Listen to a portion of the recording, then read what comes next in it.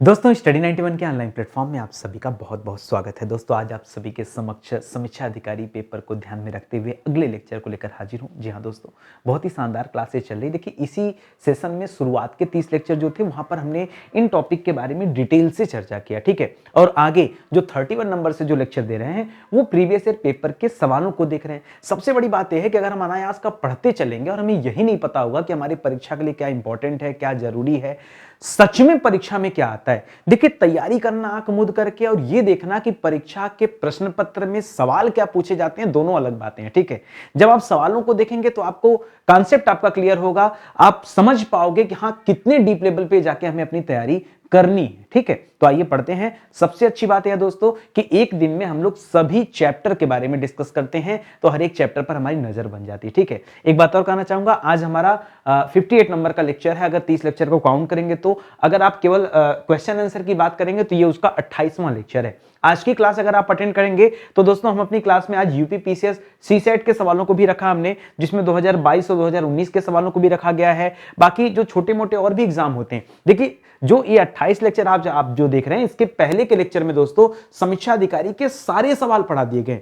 अब जो है समीक्षा अधिकारी में एक आध दो सवाल बचे हुए कुछ चैप्टर के, नहीं तो समीक्षा अधिकारी के जितने भी सवाल थे पिछले समझ लीजिए 10 साल के पेपर के सारे सवाल समाप्त हो गए हैं, सब पर डिस्कस किया जा चुका है। अब जो इंपॉर्टेंट है और किसी अन्य परीक्षा में पूछे गए सवाल हैं, हम उन्हें डिस्कस कर रहे हैं, ठीक है। आइए पढ़ना आरंभ करते हैं तो चीजें अपने आप आपको समझ में आ जाएंगी। स्टडी 91 के प्लेटफॉर्म से दोस्तों हमने समीक्षा अधिकारी के लिए 2 स्पेशल किताबें लॉन्च किया है, ठीक है। और भारी डिमांड पर दोस्तों ये किताबें पुनः एक बार रीप्रिंट कराई जा रही हैं कम मात्रा में, इसलिए आप जल्दी से इसे परचेज कर लो, ठीक है। उसके बाद दोस्तों ये किताबें आपको नहीं मिलेंगी, ठीक है। एक हिंदी की किताब, एक जीएस की किताब है, दोनों अपने आप में लेवल की किताब है, ठीक है। लेके एक बार देखो, हो सकता है आपके पास किसी अन्य पब्लिकेशन की किताबें हों, वो भी बेहतर होंगी। और उसके अलावा दोस्तों आप एक बार इसे भी समय दीजिए क्योंकि परीक्षा बार बार नहीं आता, ठीक है। बड़े मेहनत से तो आता है और जाने मत दीजिए, ठीक है। और इसी तरह से कई सारे कोर्सेज हैं, चलिए बाद में वो सारी बातें करेंगे, आप डिस्क्रिप्शन में भी चेक कर सकते हैं। हम सीधे आते हैं अपने मुद्दे पर, ठीक है।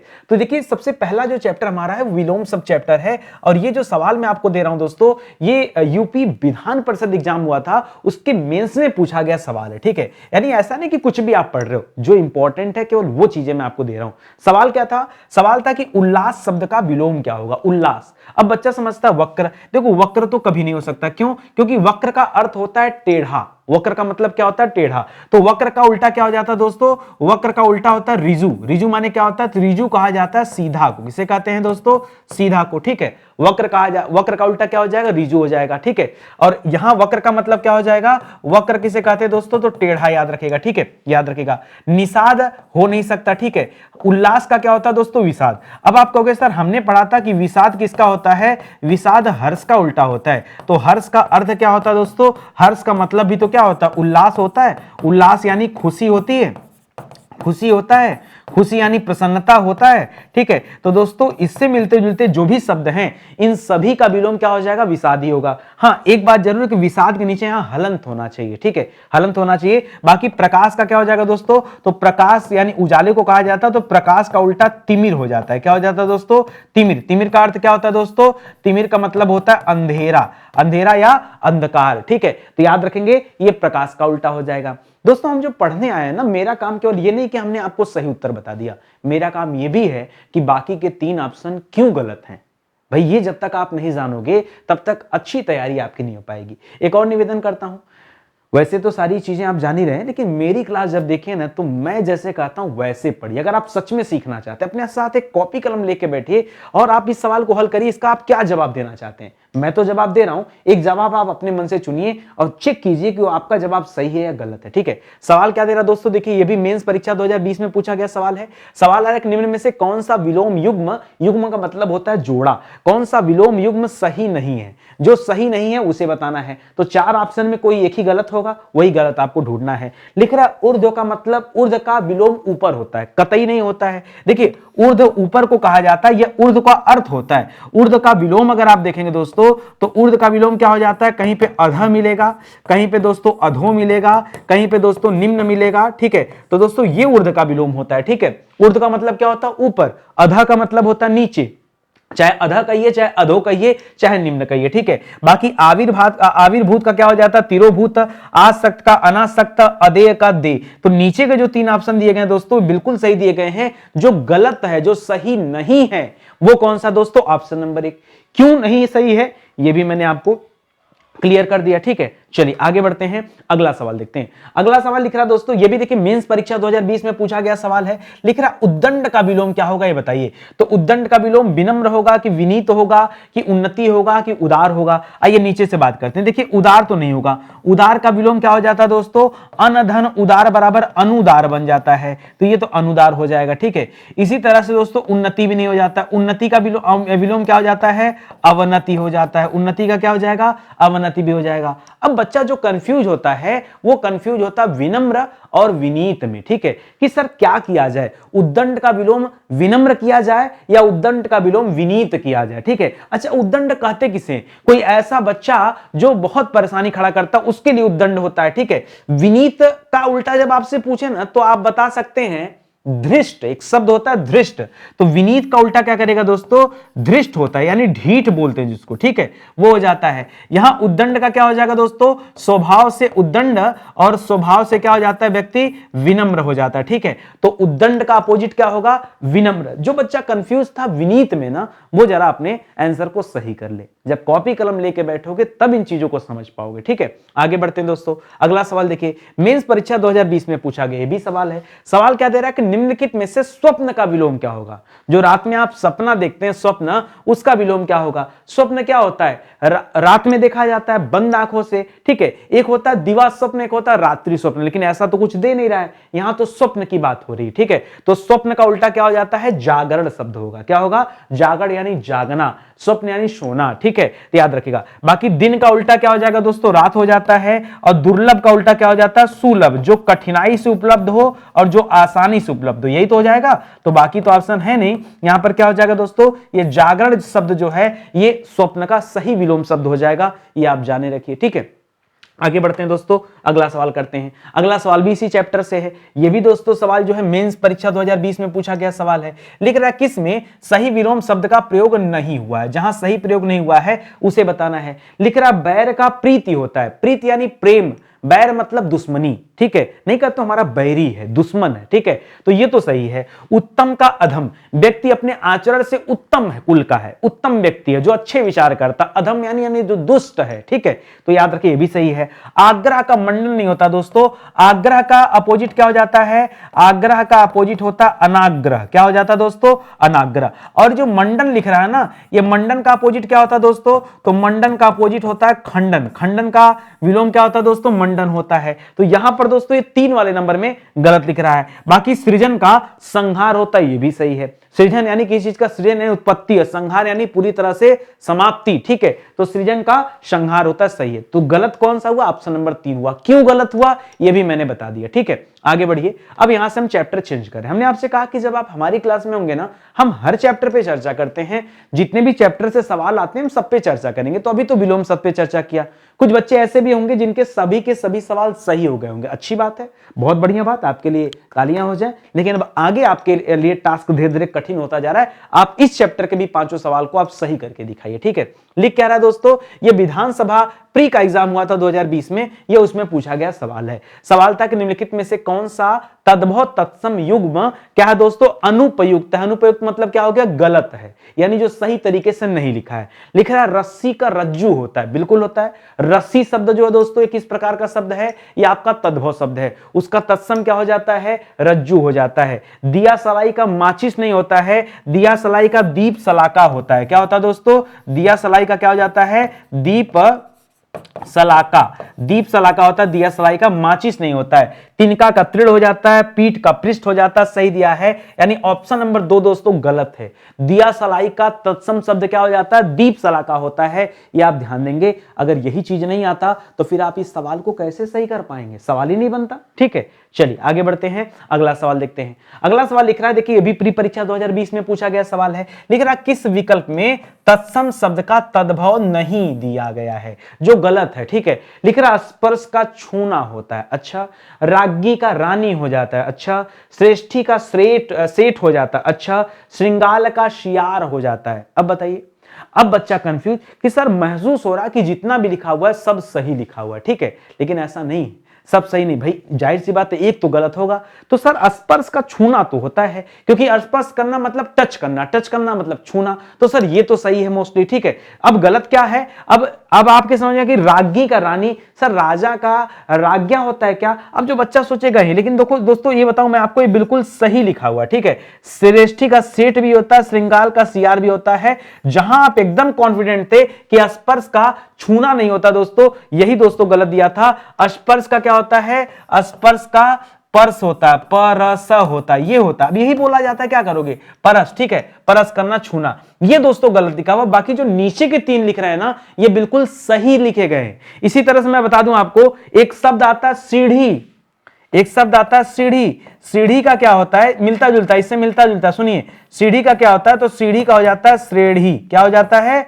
सीढ़ी का क्या हो जाता है? श्रेणी हो जाता है। यहां जो गलत है ना, ये इसी में से परस कहा जाता है, आधा स लोग गायब कर लेते हैं, ठीक है, समझ रहे हैं? जैसे स्नेह का लोग नेह कहते हैं, ठीक है, उसी तरह से यहां भी है, तो परस कहते हैं यहां पर, यही दोस्तों गलत है, यहां छूना नहीं होगा, ठीक है। चलिए आगे बढ़ते हैं दोस्तों। अगला देखिए, ये भी प्री परीक्षा 2020 में पूछा गया सवाल है। सवाल क्या दे रहा है, पढ़िएगा ध्यान से। लिख रहा है निम्नलिखित में से तद्भव शब्द है, जो तद्भव है वो पहचान करिए। तो जब कभी ऐसा पूछता है तो हम सीधे सीधे तत्सम तद्भव कंप्लीट आपको समझा देते हैं। एक तरफ तत्सम लिख देते हैं, एक तरफ तद्भव लिख देते हैं। जैसे स्वामी, स्वामी शब्द क्या है दोस्तों? तो स्वामी शब्द क्या है? ये तत्सम शब्द है, ये तद्भव नहीं है। अब स्वामी अगर तद्भव नहीं तो स्वामी का तद्भव होगा क्या दोस्तों? तो स्वामी का तद्भव होता है साईं। क्या होता है? साईं। इसी तरह से सर्प, सर्प का तद्भव क्या हो जाता है? सांप हो जाता है, ठीक है। इसी तरह से अस्थि, अस्थि का तद्भव क्या होता है? हड्डी हो जाता है। अस्थि का क्या हो जाता है? हड्डी हो जाता है। ये जो हाथ लिख रहा है ना, ये तद्भव शब्द है। क्या है दोस्तों? ये तद्भव शब्द। और इसका तत्सम क्या होगा? हाथ का क्या हो जाता है दोस्तों? हस्त हो जाता है, ठीक है। इसी तरह हाथी का क्या हो जाता है? हस्ती हो जाता है, ठीक है। तो आपसे पूछा क्या था? तद्भव ना, यही तद्भव है, ठीक है। जो तत्सम शब्द होते हैं वो संस्कृत से आए हुए होते हैं, जो तद्भव होते हैं उनमें रूप परिवर्तन हो गया होता है, तब वो जाके तद्भव होते हैं, ठीक है। तो ये बात आप याद रखिए। चलिए अगला सवाल देखते हैं। अगला सवाल लिख रहा है कि अच्छा, ये भी प्री परीक्षा में पूछा गया सवाल है 2020 में। हमने आपसे कहा ना कि सारे सवाल इंपॉर्टेंट है, इसीलिए मैं यहाँ पे टैगलाइन देना शुरू कर दिया कि टैगलाइन से क्या होगा कि आपका कॉन्सेप्ट क्लियर होगा, आपको समझ में आएगा कि जो नितिन सर सवाल दे रहे हैं ये कोई ऐरा गहरा सवाल नहीं है, ये हमारे परीक्षा के लिए जरूरी सवाल है, उपयुक्त है हमारे परीक्षा के लिए। लिख रहा है कौन से समूह में तत्सम तद्भव शब्दों का सही युग्म नहीं है, ठीक है। जोड़ा जो गलत हो बताना है। अर्ध का आधा बिल्कुल सही है, धूम का धुआं ये भी सही है, भ्रमर का भौरा भी सही है। हरिद्रा हंसी को नहीं कहते हैं दोस्तों, हंसी को हरिद्रा किसे कहते हैं? हरिद्रा हल्दी को कहते हैं। किसे कहते हैं? हरिद्रा हल्दी को कहते हैं। रही बात सर हंसी को क्या कहते हैं?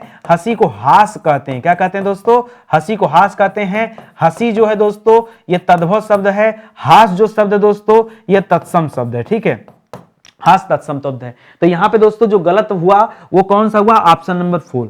हरिद्रा किसे कहते हैं? हल्दी को। आर्द्रक किसे कहते हैं? अदरक को, ठीक है। अदरक को क्या कहते हैं? आर्द्रक कहते हैं, उसे भी आप याद रखिएगा, ठीक है। आगे बढ़िए दोस्तों।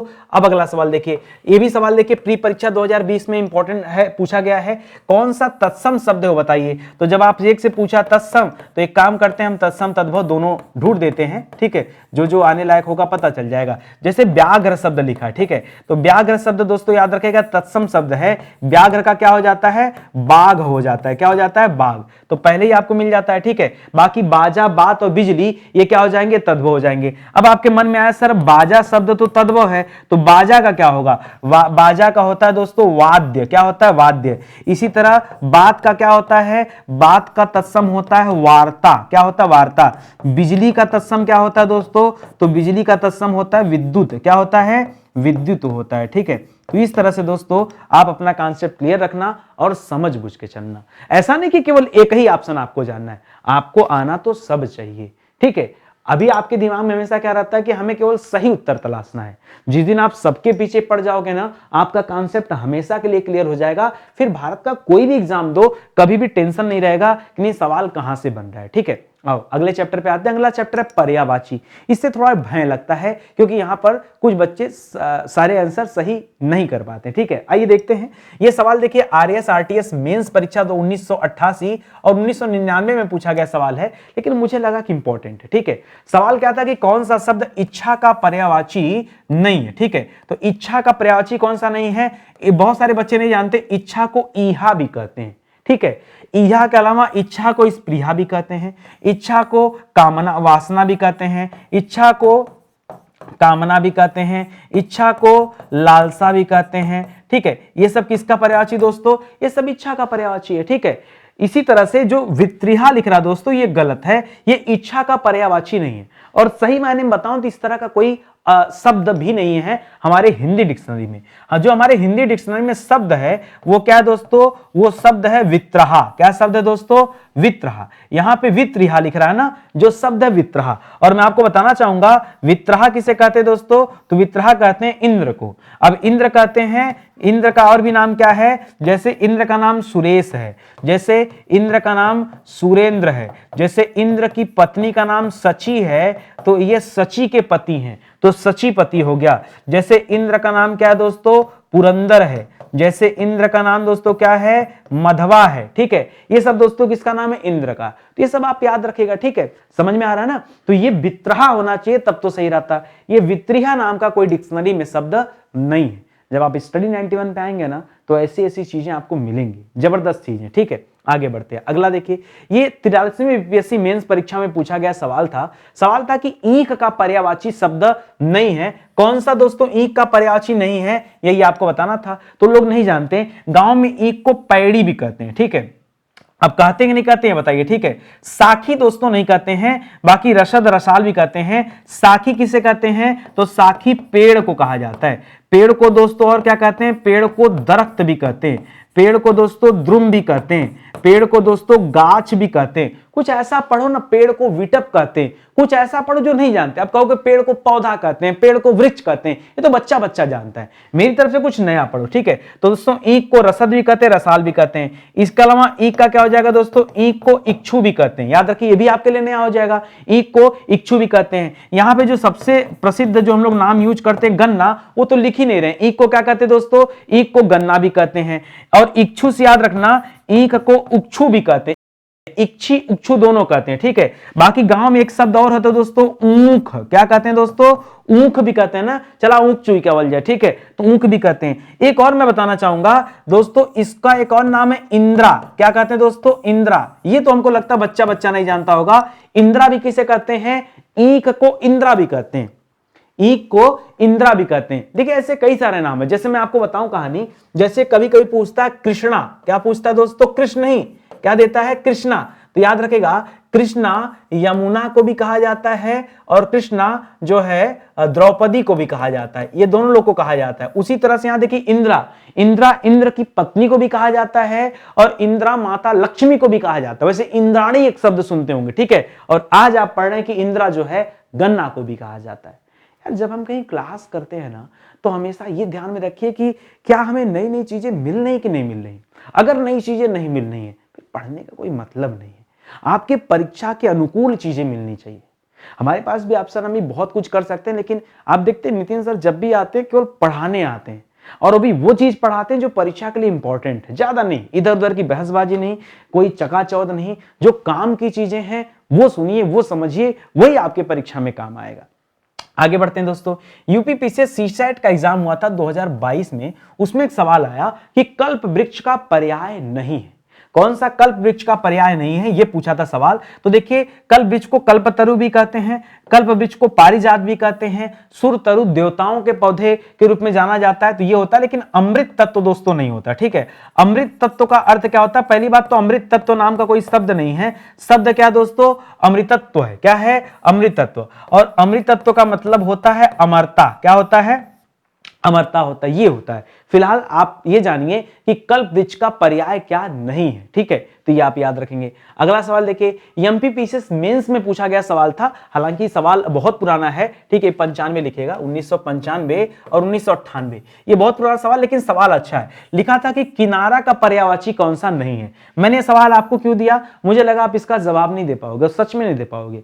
किनारा, किनारा मतलब सर वही नदी का किनारा ना, हाँ, जिसे हम कूल कहते हैं, क्या कहते हैं, कूल कहते हैं, किनारा कहते हैं, तट कहते हैं, यही सब कहते हैं ना, मैं उसी की बात कर रहा हूं। तो याद रखिएगा, कूल भी सही हो जाएगा, पुलिन सही हो जाएगा, पर्यंत भी सही हो जाएगा। इसे निकर नहीं कहते हैं, इसे निकर नहीं कहते। निकर के जो हमने जब ढूंढा ना निकर का अर्थ, तो निकर के कई सारे अर्थ होते हैं, जैसे निकर झुंड को कहा जाता है, जैसे निकर राशि को कहा जाता है, ऐसे इसके तमाम अर्थ हैं, यह अनेकार्थी में यूज होता है, ठीक है। इसी तरह से निकर को हम समूह के तौर पे भी लेते हैं, समूह, निकर का मतलब जैसे झुंड लिख दिया तो समूह भी हो जाएगा, ठीक है। इसी तरह से निकर को हम ढेर कहते हैं, ढेर कहते हैं, निकर को हम निधि कहते हैं, निकर को हम कोष कहते हैं, ठीक है, संग्रह, समूह, ठीक है। तो ये सब याद रखिएगा, ये निकर का अर्थ होता है, ये किनारे का अर्थ नहीं होता है।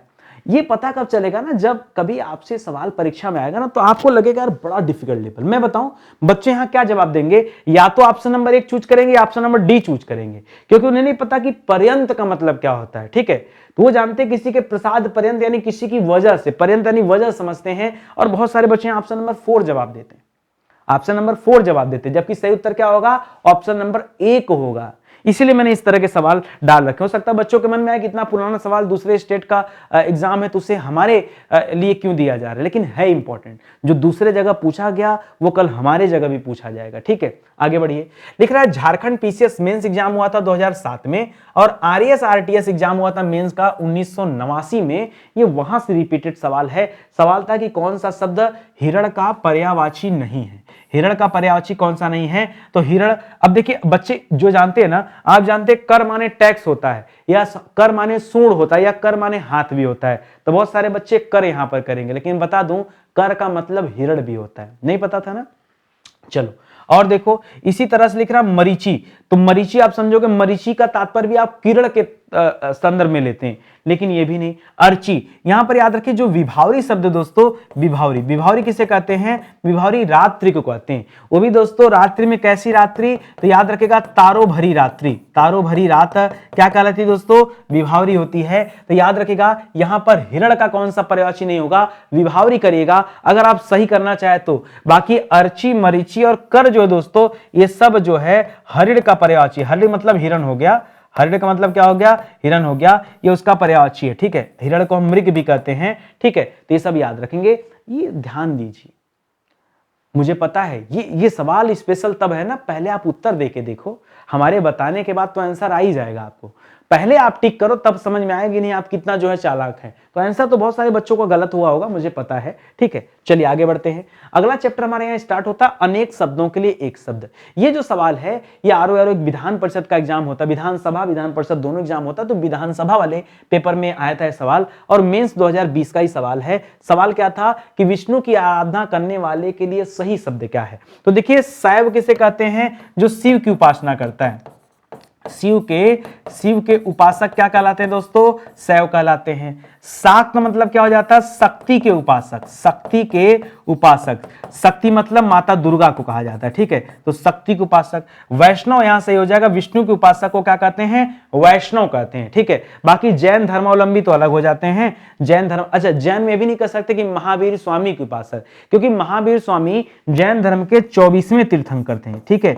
ये क्या थे दोस्तों, 24वें तीर्थंकर थे, और 24वें यानी पहले भी रहे होंगे। तो पहले तीर्थंकर जो थे दोस्तों वो ऋषभ देव जी थे, ठीक है। कौन थे, ऋषभ देव जी भी थे, जिन्हें हम क्या कहते हैं, आदिनाथ कहते हैं। क्या कहते हैं दोस्तों, ऋषभ देव को हम किस नाम से जानते हैं, उन्हें हम आदिनाथ के नाम से जानते हैं, ठीक है। ऋषभ देव जी, ठीक है, उन्हें हम आदिनाथ के नाम जानते हैं। ये वहां से कहानी शुरू होती है। तो इनके जो इस धर्म के जो फॉलोअर होते हैं उन्हें जैन मतावलंबी कहते हैं। फिलहाल हमारा उत्तर क्या हो जाएगा, ये ऑप्शन नंबर 3 बिल्कुल सही हो जाएगा, वैष्णव।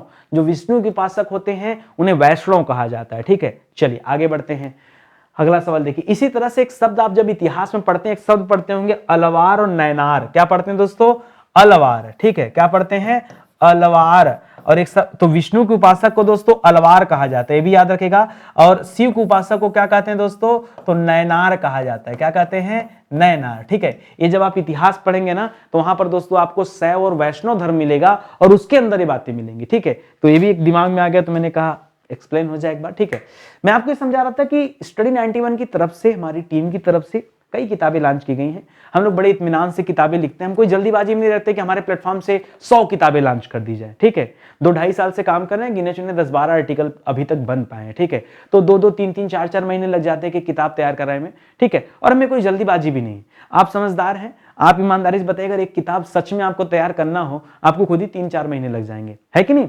अगर आपको खुद से नोट्स बना के भी करना तो भी समय लग जाएगा। तो आप समझदार हैं, यानी जो आदमी तुरंत एक बैग कंपनी बना के 100 किताबें लॉन्च करा, इसका मतलब उससे ये भी नहीं पता कि उसकी किताब में कितने पेज हैं, कितनी किताबें, बात छोड़ दो, पेजेस भी नहीं पता होंगे। और हमें तो अपनी किताब के बारे में सब पता है। क्यों? क्योंकि एक एक लाइन पर मेरी नजर गई हुई। ठीक है, हो सकता है कहीं थोड़ी बहुत मिसप्रिंट हो जाए या कुछ दिक्कत आ जाए, ठीक है, वो अलग बात है, लेकिन फिर भी कोशिश किया गया कि नहीं, करेक्शन कम से कम हो, न्यूनतम हो, आपके सामने गलत तथ्य न जाए और सारी चीजों का ध्यान रखा गया। एक बार लेके देखो किताब, बहुत शानदार किताब है। किताब परचेज करना बहुत आसान है, वैसे तो आप ऑनलाइन हमारे वेबसाइट एप्लीकेशन से ले सकते हैं, बाकी कैश ऑन डिलीवरी मिल जाएगा आपको। ठीक है, तो उसके लिए आप मीशो वगैरह से ट्राई कर सकते हैं। इस नंबर पे आप आके डायरेक्ट ऑर्डर लगा सकते हैं, 6350091191। इस नंबर पे व्हाट्सएप पे हमसे संपर्क कर लो। इस तरह में फला किताब चाहिए, मैं फला कोर्स ज्वाइन करना है, आपको हमारी टीम सीधे कनेक्ट कर लेगी, ज्यादा हैरान परेशान होने की जरूरत नहीं है। ठीक है, आगे बढ़ा जाए, अगले सवाल पर आते हैं। अगला दिन है दोस्तों, विधानसभा आरओ मेंस परीक्षा 2020 में पूछा गया सवाल है, 700 पद्यों की पुस्तक कहलाती है, क्या कहलाती है? शतहार नहीं, चालीसा नहीं, शतक 100 को कहते हैं, इसे कहा जाता है सतसई। ठीक है, क्या कहा जाता है? सतसई। और सतसई नामक पुस्तक की रचना किसने किया था? बिहारी लाल जी ने किया था, इसलिए दोस्तों इसे बिहारी सतसई भी कहा जाता है ना।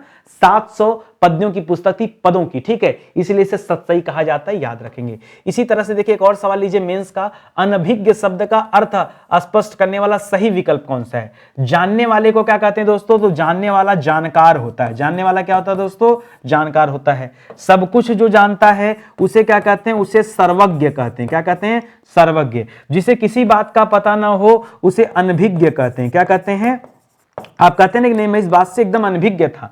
कम जानने वाले को क्या कहते हैं? कम जानने वाले को अल्पज्ञ कहते हैं। क्या कहते हैं? अल्पज्ञ। इसी तरह का और ऑप्शन देता है, बहुत कुछ जानने वाला, बहुत कुछ जानने वाला, बहुत कुछ जानने वाला, इसे क्या कहते हैं? इसे कहते हैं बहुज्ञ। क्या कहते हैं? बहुज्ञ। ठीक है, तो इस तरह के अर्थ को आप समझो। यहां पर जो आपका सही उत्तर होगा क्या होगा दोस्तों? ये ऑप्शन नंबर 3 जो है ये बिल्कुल सही उत्तर है, राइट आंसर है। ठीक है, चलिए आगे बढ़ते हैं, अगला सवाल देखते हैं। अगला सवाल लिख रहा है, यह भी मेंस परीक्षा 2020 का सवाल है, जठरानल। जठरानल शब्द के लिए उचित विकल्प का चयन कीजिए। जठरानल किसे कहते हैं? तो पेट की आग को क्या कहते हैं दोस्तों? पेट में जठर रस पाया जाता है, तो याद रखिएगा पेट में लगने वाली आग को क्या कहते हैं? जठरानल कहते हैं। ठीक है, देखिए ये दो शब्दों से मिलकर बना हुआ है, एक शब्द है जठर, दूसरा शब्द है अनल। अनल माने क्या होता है दोस्तों? तो आप पर्यायवाची पढ़ते हैं और आप पढ़ते हैं कि अनल आग को कहा जाता है, अनिल वायु को कहा जाता है, हवा को अनिल कहते हैं और अनल किसे कहते हैं? आग को। तो यही अ जाकर इस र के साथ मिल गया तो रा हो गया, तो यहां पर शब्द बन गया जठरानल, यानी पेट में लगने वाली अग्नि। भूख लगता है जब, उसी कहते हैं पेट की आग। ठीक है, याद रखेंगे। जंगल की, यही आपका सही हो जाएगा। ठीक है, जंगल की आग को क्या कहते हैं दोस्तों? तो जंगल की आग को क्या कहते हैं? दावानल कहते हैं। क्या कहते हैं? दावानल कहते हैं। ठीक है, दावानल कहते हैं जंगल की आग को। पानी में लगने वाली आग को क्या कहते हैं? वैसे पानी नहीं, यहां बोलना चाहिए समुद्र में लगने वाली आग। ठीक है, समुद्र के तट में होता है तो इसे कहते हैं बड़वा नल। क्या कहते हैं?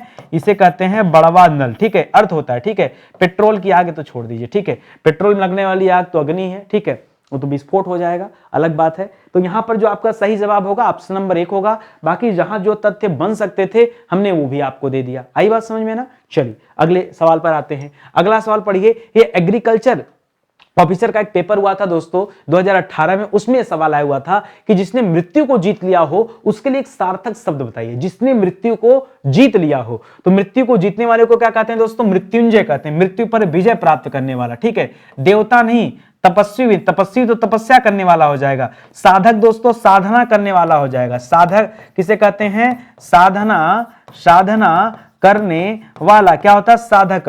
तपस्या करने वाला क्या हो जाएगा? तपस्या करने वाला ये क्या हो जाता है, तपस्वी हो जाता है। और देवता तो सूर्य को कहते हैं, सूर्य यानी देवता, ठीक है। तो याद रखेंगे यहां पर मृत्युंजय हो जाएगा, मृत्यु को विजय करने वाला, मृत्यु को जीतने वाला, ठीक है। आगे बढ़िए, यहां पर देखिए अगला चैप्टर पढ़ेंगे और यहां पढ़ेंगे हम दोस्तों वाक्य शुद्धि के सवाल। वर्तनी शुद्धि के सभी सवाल पहले ही आपको पढ़ा दिए गए। वाक्य शुद्धि का सवाल दोस्तों यूपी आरओ प्री परीक्षा 2013 में पूछा गया सवाल है। सवाल था कि कौन सा वाक्य शुद्ध है और क्यों दूसरे वाले अशुद्ध हैं, ये भी आप जानकारी रखिए अपने पास। लिख रहा है शरतकालीन दिनों में। देखिए यहां पर आइए मैं इस शब्द को थोड़ा तोड़ता हूं, ठीक है। यहां पे क्या लिखा दोस्तों, शरत। अब यहां पर आप अलग अलग करेंगे तो शरद धन कालीन हो जाएगा, यानी शरद धन कालीन हो जाएगा। अभी जो शरतकालीन शब्द बन रहा है दोस्तों, शरदकालीन जो शब्द बन रहा है, शरद एक ऋतु का नाम है, ये ऋतु विशेष हो जाएगा। और कालीन जो दोस्तों एक काल से इसका संबंध है, और काल का मतलब क्या होता है दोस्तों, समय होता है।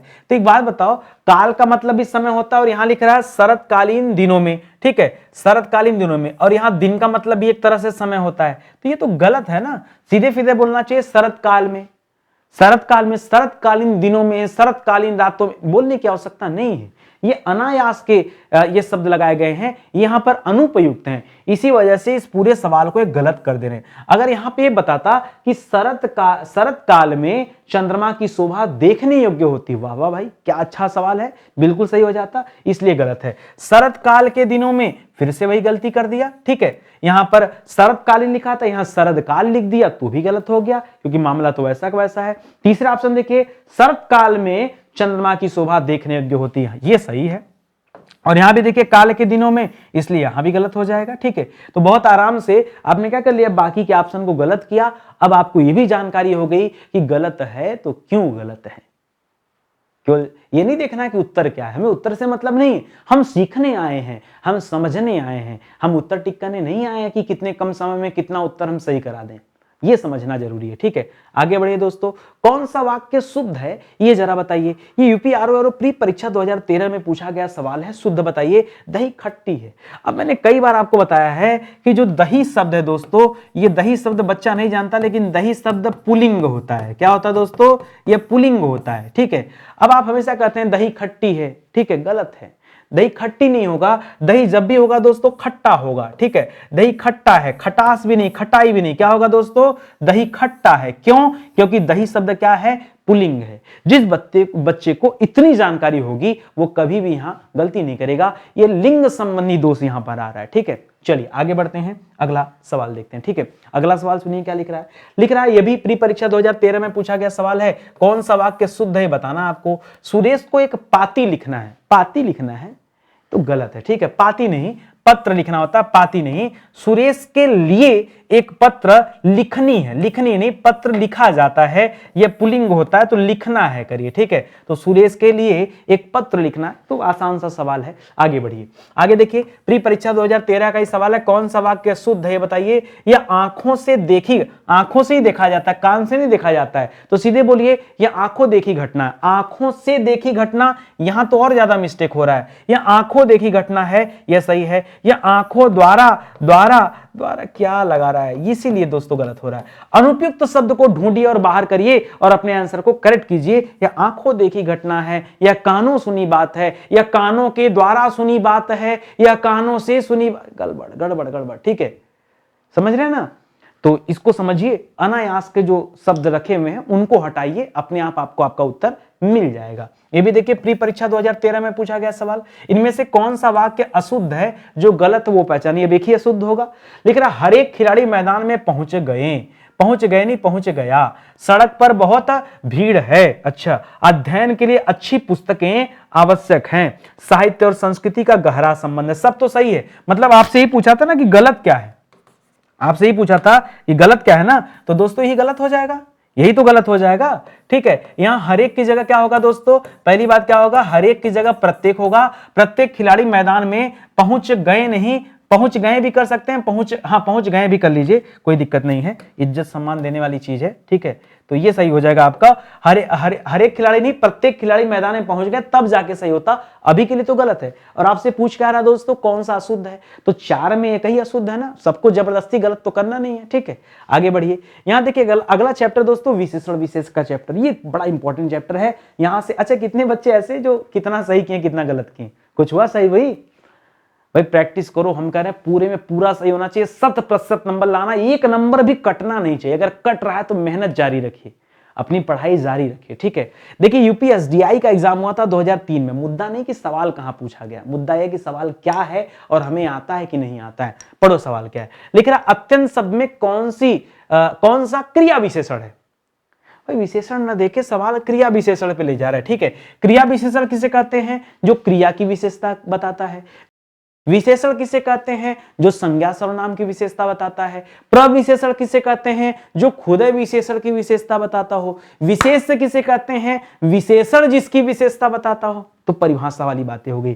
क्रिया विशेषण यानी क्रिया की विशेषता, तो अत्यंत शब्द में कौन सा क्रिया विशेषण है। देखिए जैसे अब देखिए यहां पे रीतिकाल, कालवाचक, स्थानवाचक तमाम दे दिया, ठीक है।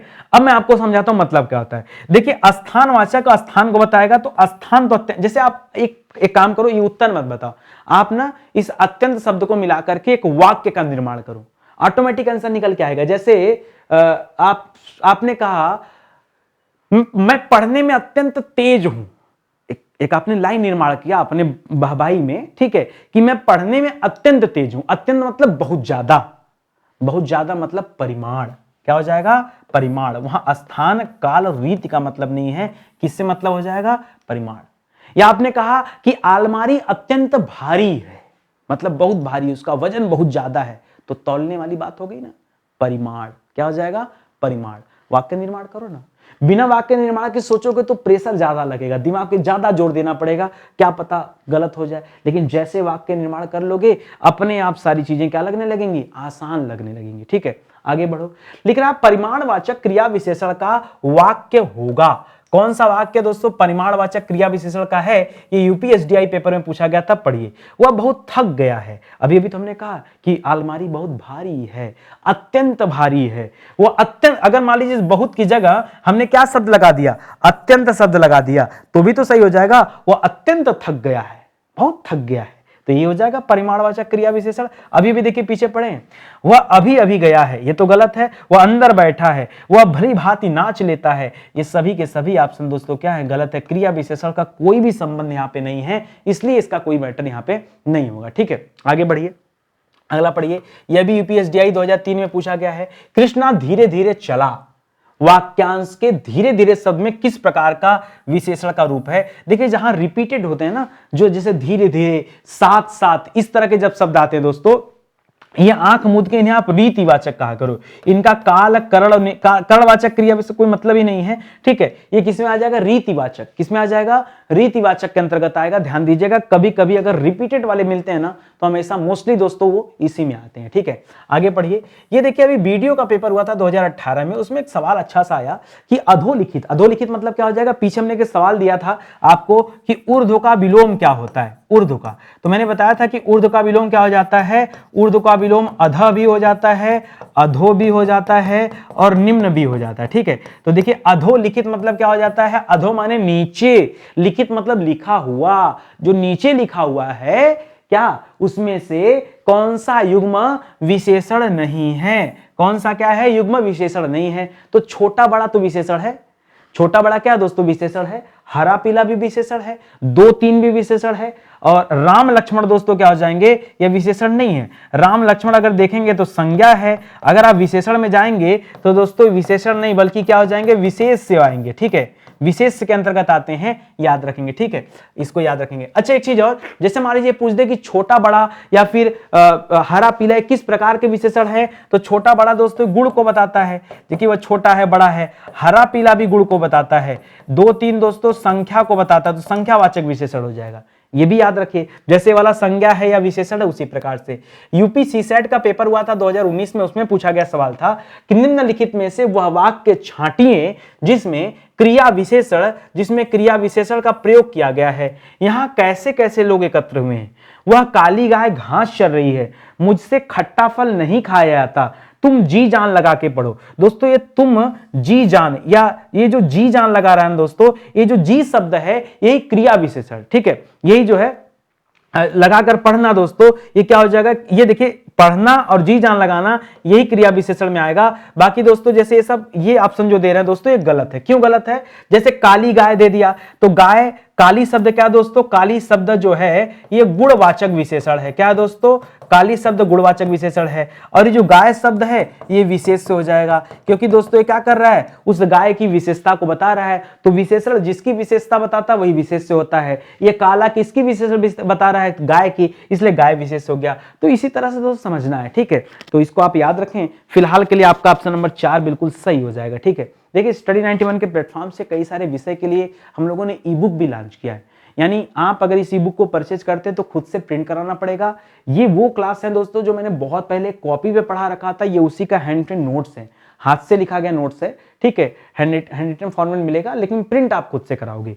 ये किताब जब आप परचेज करेंगे तो किताब तो बाई पोस्ट आपके घर जाती है, ठीक है। तो आप इसे भी लीजिए और इसके माध्यम से भी तैयारी कीजिए। बाकी हमारे पास बहुत कुछ अवेलेबल है, आप वेबसाइट पे, एप्लीकेशन पे विजिट कीजिए, वहाँ तमाम चीजें आपके पढ़ने के लिए, ठीक है। बस आप समय देंगे तो सब कुछ आपको मिलेगा, नहीं तो चकाचौंध बहुत है मार्केट में, आप घूमते रह जाएंगे। आप ये कभी नहीं क्लियर कर पाएंगे कि नहीं हमें कहाँ रुकना चाहिए और क्या पढ़ना चाहिए, ठीक है। तो चलिए फिलहाल सेशन ही समाप्त होता है, मिलते हैं दोस्तों अगले लेक्चर में। तब तक के लिए बहुत बहुत धन्यवाद आपका। एक निवेदन आपसे रहेगा, अगर आपको अच्छा लग रहा हो कि नितिन सर वाकई अच्छा पढ़ाते हैं, अच्छे कंटेंट देते हैं, 2 शब्द नितिन सर के बारे में जरूर लिखिए, यही आपसे निवेदन रहेगा, ठीक है। मिलते हैं दोस्तों अगले लेक्चर में, तब तक के लिए जय हिंद, जय Bharat. Thank you so much.